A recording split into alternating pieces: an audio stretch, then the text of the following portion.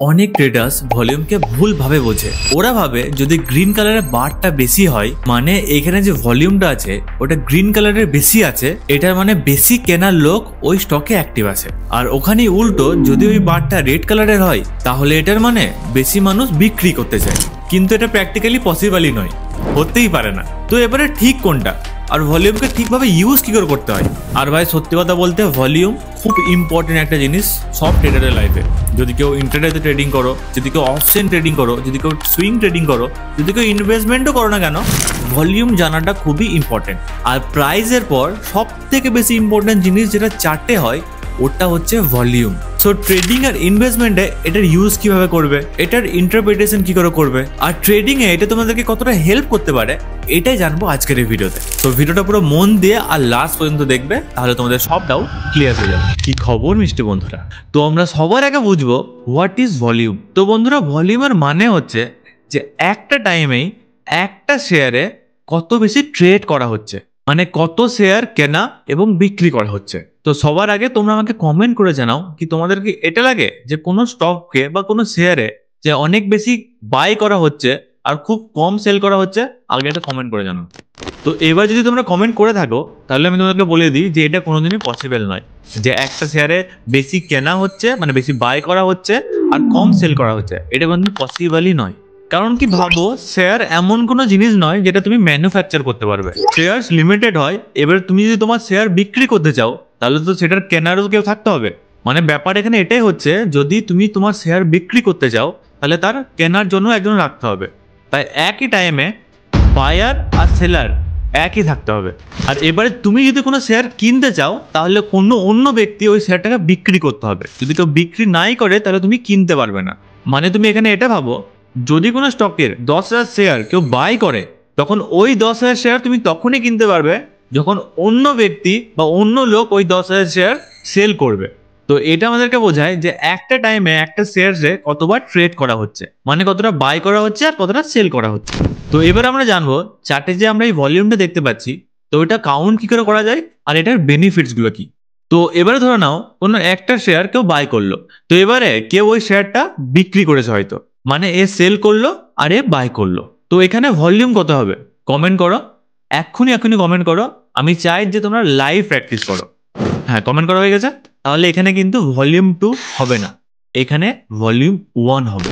কারণ এখানে একটাই শেয়ার যেটাকে বিক্রিও করা হয়েছে, যেটাকে বাইও করা হয়েছে, ওটা একটা শেয়ারই করা হয়েছে। তো এইভাবেই ভলিউম কাউন্ট করা হয়।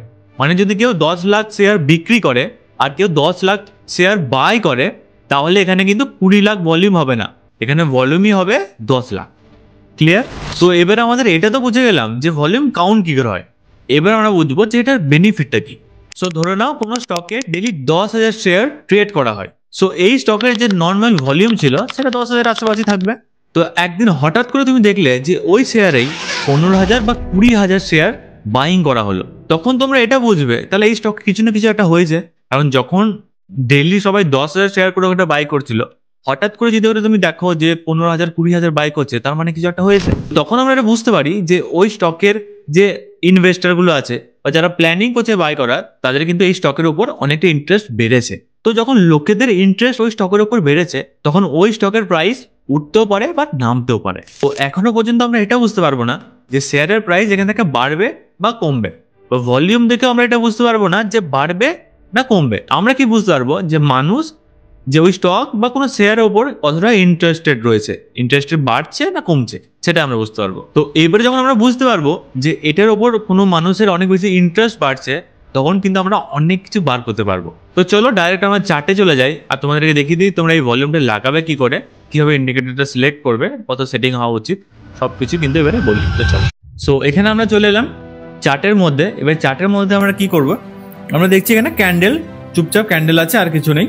সেখানে আমাদের কি করতে হবে, আমাদেরকে ইন্ডিকেটারে যেতে হবে। গিয়ে আমরা এখানে ইন্ডিকেটারকে সার্চ করব ভলিউম।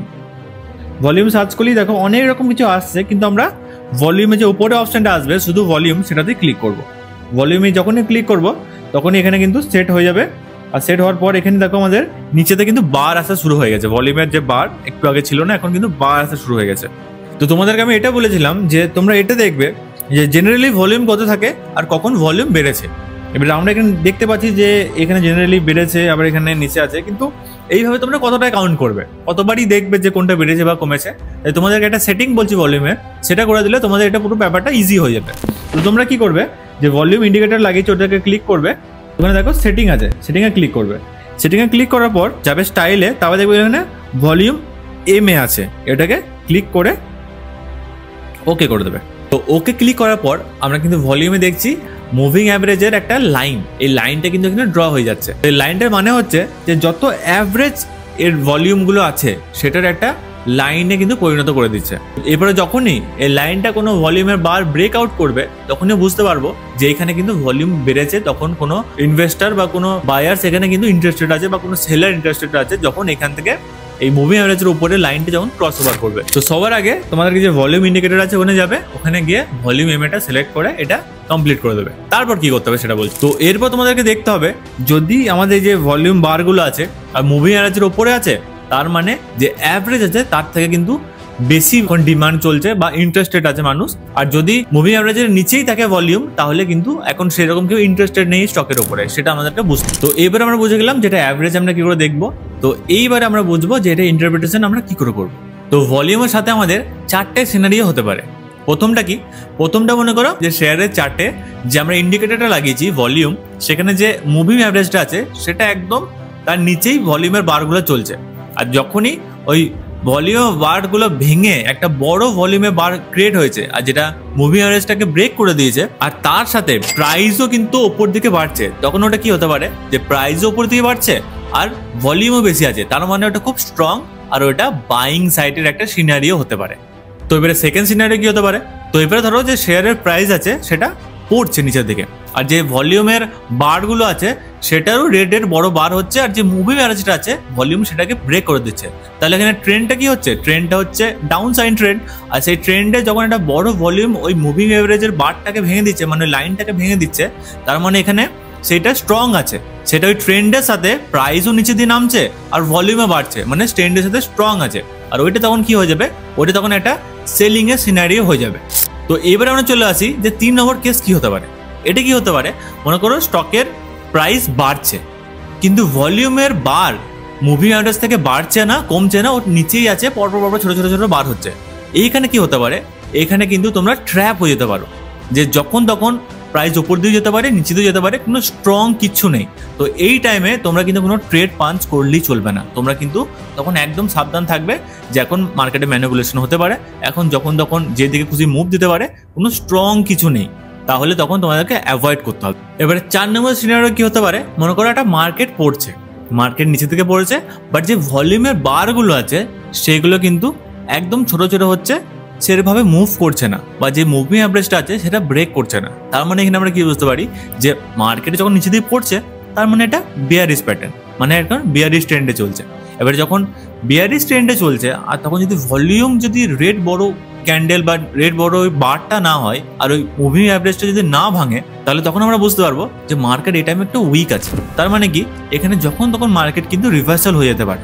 তাহলে তখন আমরা কি করব, তখন আমরা অ্যাভয়েড করব যে দেখা যাক কি করা যায়, তা আমরা একটু ওয়েট করে কনফার্মেশন আসতে পরে কোনো ট্রেড পাঞ্চ করবো। সো এটা হচ্ছে এই ভলিউমের 4টে সিনারিও যেটা হতে পারে, যেটা তোমরা যদি ইউজ করো তোমরা একটা প্রফিটেবল ট্রেডও পাঞ্চ করতে পারবে। তো ভিডিওটা ভালো লাগলে অবশ্যই লাইক, কমেন্ট, শেয়ার আর সাথে সাবস্ক্রাইব করতে ভুলবে না। আর হ্যাঁ, তোমরা বলেছো তাই আমি ট্রেডিংয়ের ভিডিও নিয়ে চলে এসেছি, তো সব তোমাদের কথাই হবে, তো অবশ্যই একটা সাবস্ক্রাইব করে দিয়ে কিন্তু চলে যাবে। তো দেখা হচ্ছে আবার নেক্সট ভিডিওতে।